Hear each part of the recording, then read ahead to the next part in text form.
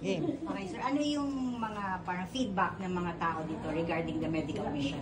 Yeah, una po sa tanan, thank you po kayo sa bus ng Ateneo no 1983. Yes po. Yes po, grabe, so far in my 13 years as barangay captain here, no.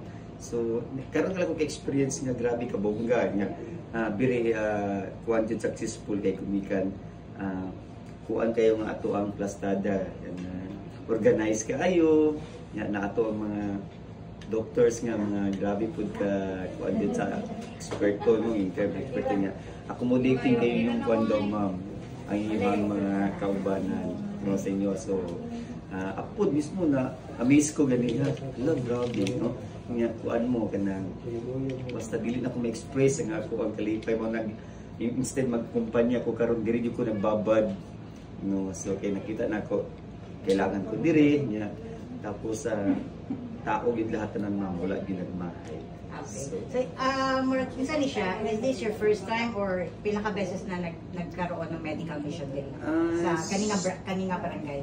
Super di na ako maihap sa kadaghan, Okay. pero maihap na ko ang pinaka the best.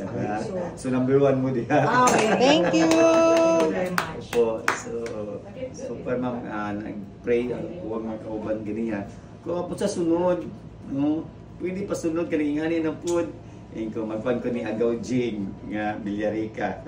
So sabi ko ni Agaw Jing, "Gaw, grabe ang gibuhat nimo karon ba?" So sige, tapos ako guys kami po sa mga tao. Okay, in behalf po to our batches, pasalamat po mi kay at nakaroon sa diri sa mga medical mission for our group nga ingana inyo tubar or feedback. Thank you very much. Thank you. Biya po sa council sa Barangay Miranda as barangay chairman, extend po na mo among pasalamat sa inyo ang batch ma'am. Now, of course sa inyo po.